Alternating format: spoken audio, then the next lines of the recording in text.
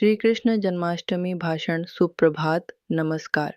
उपस्थित सभी महानुभावों को आज हम सभी यहाँ एकत्रित हुए हैं भगवान श्री कृष्ण के अवतरण दिवस जन्माष्टमी के पावन अवसर को मनाने के लिए। यह दिन न केवल धार्मिक दृष्टि से महत्वपूर्ण है, बल्कि यह हमें धर्म, प्रेम, सत्य और कर्तव्य के मार्ग पर चलने की प्रेरणा भी देता है।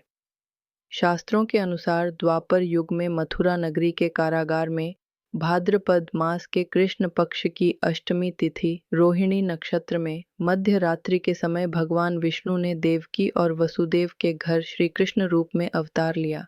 उनका जन्म अन्याय, अत्याचार और अधर्म के अंत तथा धर्म की पुनः स्थापना के लिए हुआ।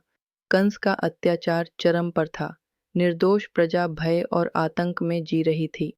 ऐसे समय में श्री कृष्ण का जन्म होना केवल एक धार्मिक घटना नहीं थी, बल्कि यह संदेश था कि जब जब अधर्म बढ़ेगा तब तब भगवान स्वयं अवतार लेकर धर्म की रक्षा करेंगे। जैसा कि गीता में श्री कृष्ण ने स्वयं कहा है, यदा यदा ही धर्मस्य ग्लानिर्भवति भारत अभ्युत्थानम अधर्मस्य तदात्मानं सृजाम्यहम्।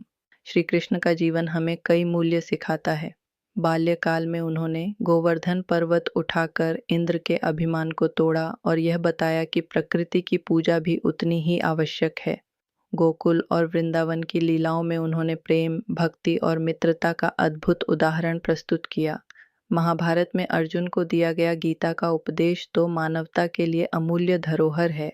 जन्माष्टमी के दिन व्रत, उपवास, भजन, कीर्तन, झांकियों और माखन मिश्री के प्रसाद से वातावरण भक्तिमय हो जाता है।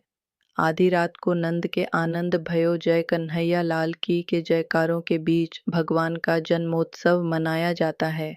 यह पर्व केवल पूजा पाठ तक सीमित नहीं है, बल्कि हमें यह स्मरण कराता है कि जीवन में हर परिस्थिति में हमें धर्म का साथ देना चाहिए, सत्य बोलना चाहिए और निस्वार्थ भाव से कर्म करना चाहिए। आज के समय में जब स्वार्थ, ईर्ष्या और क्रोध जैसी प्रवृत्तियां बढ़ रही हैं, तब श्री कृष्ण की शिक्षाएं और भी प्रासंगिक हो जाती है। हमें उनके जीवन से यह सीख लेनी चाहिए कि जीवन चाहे कितना भी कठिन क्यों न हो, हमें धैर्य, विवेक और साहस के साथ आगे बढ़ना चाहिए।